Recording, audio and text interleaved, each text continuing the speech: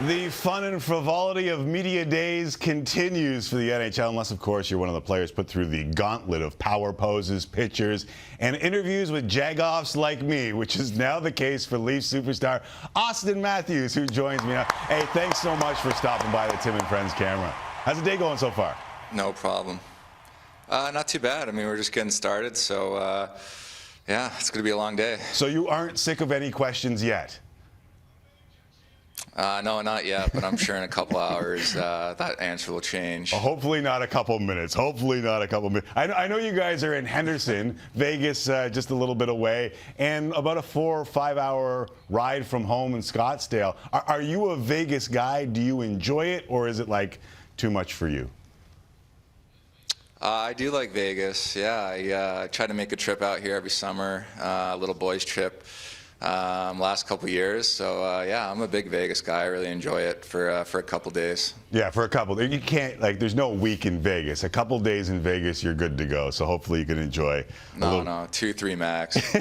Right. Do you play table games? Do you get on there, or are you just going around enjoying the sights and eating well?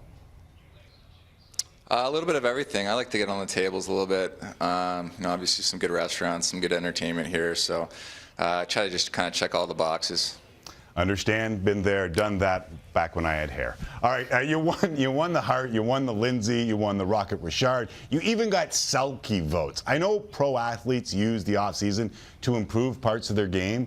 What did you work on? Like, what should I prep the kids who cut the highlight montages? Like, is it a wicked backhand or something? What are you trying to add to the game this year? I don't know. I don't love getting into that kind of stuff, honestly. I think you just always go into the off season. For myself, I think the last couple of years working on a couple of things, but just trying to stay and feel as healthy as possible heading into the season, and then obviously throughout. I get it. Keep the cards close to the chest. We were talking about Vegas. I understand. I did, though, hear, I heard assistant coach Manny Malhotra talk about your work ethic, saying it's the work that a lot of you don't see, the extra stuff that makes you great. Is there ever anything that you wish fans, or God forbid, dudes like me in the media, got to see or knew about how much work is put in behind the scenes?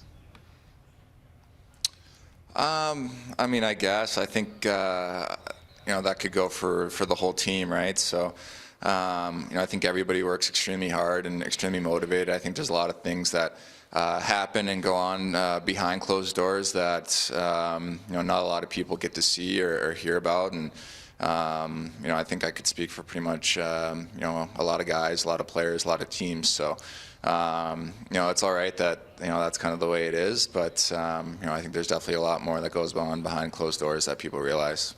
I actually heard Connor Bedard, your young kind of phenom, talking about that kind of thing, and he was talking about his shot.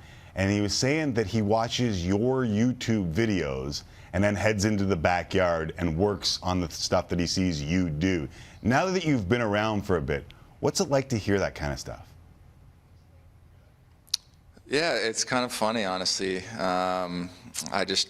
It reminds me of when I was a kid and I was doing the same thing, whether it was Patrick Kane, Crosby, Malkin, Ovechkin, Datsuk, like all these guys. Like, you'd spend hours on YouTube as a kid and watch all their highlights, and then go out and try to practice it in the garage or out on the ice and try to mimic what they do out there. So it's kind of funny how it comes all full circle, but it's definitely something that I don't think about too often, but when it gets brought up, it definitely makes me chuckle. Do you still see other dudes' games in yours? Like, you've gone and looked at the videos and you tried to emulate it when you were a kid and ended up getting pretty good at it? Maybe bits and pieces, honestly, but I think you always kind of try to take bits and pieces and kind of try to make it your own, and maybe put a little twist on it or whatever that may be, and kind of just make it unique in your own way. All right, speaking of YouTube and the Sportsnet channel on YouTube, instead of hammering down on getting past the first round, because you're probably tired of that-ish, and we've heard you answer that stuff before, we decided that we would relive some of your best YouTube moments from your 60-goal season, and maybe you can give some of the kids watching right now some insight into your greatest hits. Would you be down with watching a couple of the goals and maybe breaking them down for us? Sure. All right, let's start with number 60. First Leaf ever at home against Detroit. What do you remember about this bad boy? All I can remember is I was just praying that the puck stayed onside and didn't cross that blue line. So that was pretty much what was going through my head the whole time, was just hoping, praying that that puck didn't cross the line and go in the neutral zone. The release, too, like everyone talks about the release. How long did it take you to get to the point where you're like, this thing's pretty good? I mean, I think it's always a work in progress, and you know, it can always be better. I think it's just a lot of repetition, lots of practice time, lots of work, and just trying to, I guess, perfect it and utilize different releases and stuff like that. And so when you get in a game situation, there's really no thinking involved. It's just all kind of instinct. That's awesome. All right, let's go to number 2. Next up, December the 1st against the Avs. Somehow you're left alone in front. And the kids chopping these videos up were talking about how silky the mitts were in front. Yeah, Mitchie, I mean, made an unbelievable play to just get me the puck. I mean, I didn't think I'd have that much time in front of the net, and just kind of, I don't know, just try to make a move and put it in as quickly as possible before somebody could come check me or something. Was it Mitchie's patience that opened you up in front? Like, how the hell do they leave you like that open in front? I don't know. I just think it was a bit of a scramble play, like, and then he obviously got it. The puck changed sides, and you know, sometimes you just kind of lose coverage, or maybe they double up on coverage, and you just don't realize maybe where your guy is supposed to be. And right. I was just fortunate enough to get lost, and he obviously made a pretty unbelievable play to get me the puck. Yeah, that's a nice pass. And by the way, I broke a media faux pas. I just called Mitch Marner Mitchie. I shouldn't do that. I was copying you. Definite media faux pas. All right. Number 3, in Dallas against the Stars in overtime. This was April 7th. Think it was number 56. Yeah, 3-on-3. I know. I just saw an opening. The puck took the puck back and just kind of generated some speed coming through the neutral zone, and you know, kind of realized that there was a forward that was kind of playing D, and just try to kind of attack that. And I was fortunate to get around the goalie and the player and tuck it home.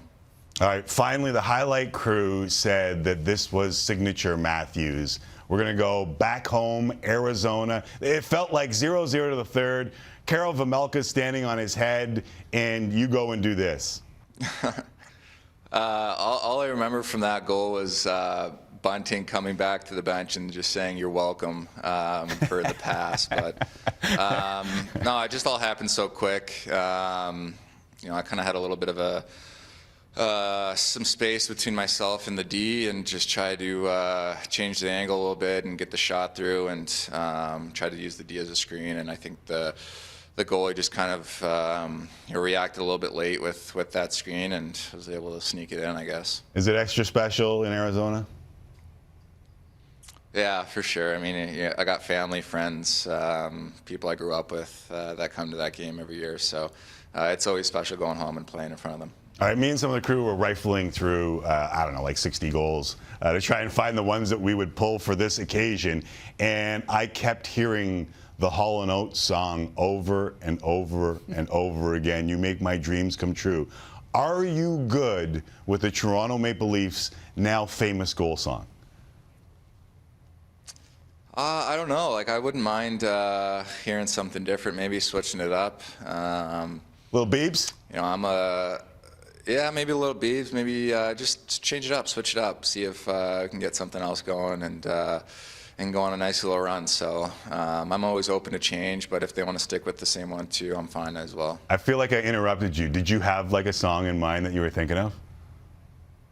I didn't. No, right. I didn't. All right. Well, you made our dreams come true. Thank you for doing this. I know these are really long days, but we appreciate you stopping by the Tim and Friends camera. Yeah, all good. Thanks for having me.